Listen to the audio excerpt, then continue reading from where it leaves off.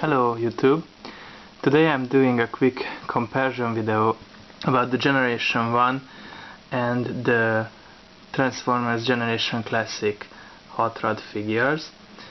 The YouTube is filled with reviews of these figures already, so I don't want to repeat that.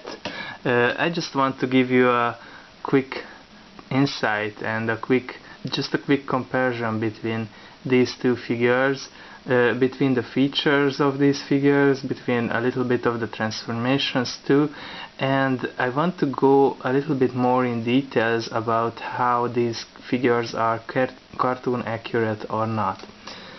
Let's just say that they are both very good Transformers figures. I love the character, I love the figures. I wasn't a big fan of the Hot Rod figure when it came out. I mean the original one. I somehow didn't really like him that much when I was a child. I didn't have this figure as a kid, and none of my friends did. I only saw pictures of it, and I didn't really feel the need to get this figure. I don't know why. Something on the face was just off-putting for me, I guess.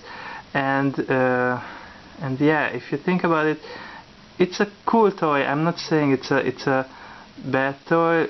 I'm just saying that as a child I wasn't that attracted to this figure, and I really don't know why, because it's one of my favorite figures right now. Now I have this figure with brand new Repro label stickers on, and as you can see, they look amazing. If you look at these figures, you can pinpoint the similarities right away. I mean, I think you can already tell that the transformations are basically the same. You just open down the front part of the car, turn around these spoilers, and basically separate the legs and separate the arms.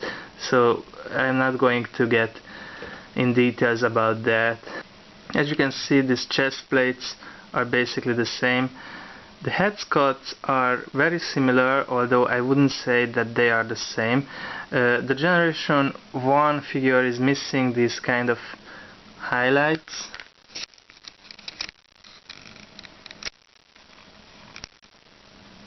Over the eyes.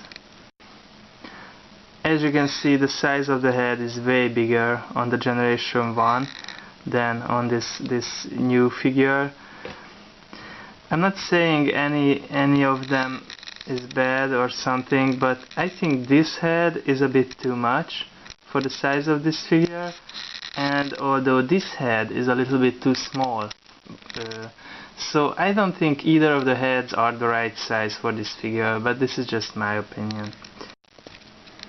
Well, if you look at the G1 figure in comparison with the movie version of him, then you will see he's a pretty good likeness of the movie Hot Rod, but not completely like the movie Hot Rod. And I mean, the face is just not there, for me at least. He had a much rounder head in the cartoon, and also it had a little bit of different pattern. I mean, the helmet part had looked differently. Also the face, I think, looked a bit differently, and so they gave him this big and really detailed head, which is also a rarity in the world of Transformers, I guess, but somehow they just didn't pay enough attention to the little details, and he doesn't really look much like the cartoon counterpart. But that's my only problem with this figure, really. No, I still have another problem with this figure too, because I know everybody knows that G1 Transformers are basically bricks, but this one is just, the articulation is awful. That's basically all that you can do with it. So he has articulation at the elbow, and that's it. And you can move its arms like in and out, but that's part of the transformation. And well, yeah, that sucks. You can't even swivel the arm up or anything like that. At least this one. This one is a huge backpack thanks to the cockpit part of the car. But still, you can manage to move around that, and you can manage to lift his arms up, at least. And that's good. It's really good. So you can do it with both arms. And of course it has perfect articulation for the legs and also for the knees. So yeah, this is a modern figure. That's really expected from modern figures. But I think a little bit more was expected in case of the Generation 1 figure too. At least I expected a little bit more than just elbow articulation. The figure looks good, but yeah, I'm really missing some more points of articulation here. But as you can see, he has these silverish parts on the shoulders. This one has the silverish parts on the shoulders.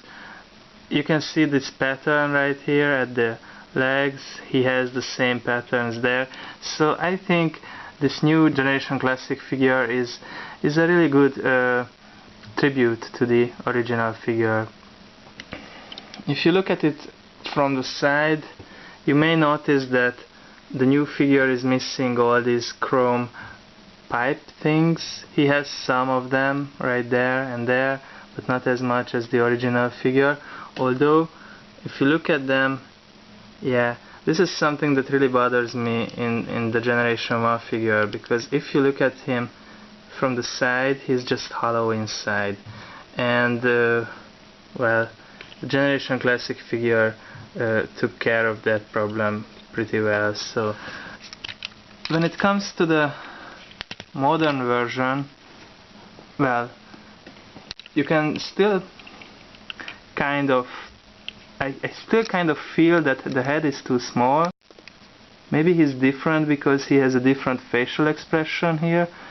He looks more serious than he did in the cartoon, I don't know.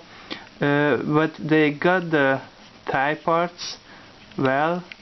It looks orange like it's supposed to, and also his legs, his lower legs are a little bit darker. So I guess this makes him a bit more cartoon accurate than the other version. Also in the cartoon his thighs were orange colored, but now if you apply the stickers it gets this silverish look, which I kind of like, but it's not cartoon accurate. And also in the cartoon his lower legs were dark black or grey. These ones are just red and also have a different pattern. I'm not saying it doesn't look good, I'm just pointing out the differences here.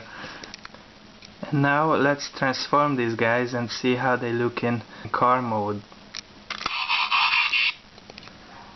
Now I think in car mode they both look absolutely gorgeous. I love them both in car mode. Here I have the G1 figure, and as I mentioned, I just put new labels on him, and what I really like is that actually a license plate was included in the label set from Repro Labels, so it actually says Hot Rod on the license plate at the back. I think it's really funny and I really like it. And both of these cars are futuristic race cars and they look absolutely stunningly. I really love them. I love the fact that you can kind of see inside and see the seats here too. I think it's just amazing. If you think about the scene when Daniel is on the flying skateboard and Hot Rod is running behind him and catching him in mid-flight as he turns into a car, and I actually have a still of that scene right here, and if you look at it, the car looks just like the G1 version. I mean, even the engine, even the little details like these three parts, these three standing parts right here, or these two round parts there, it looks just the way it does in the cartoon, and I think that is amazing. I really love how this car looks. I love the rubber tires and everything.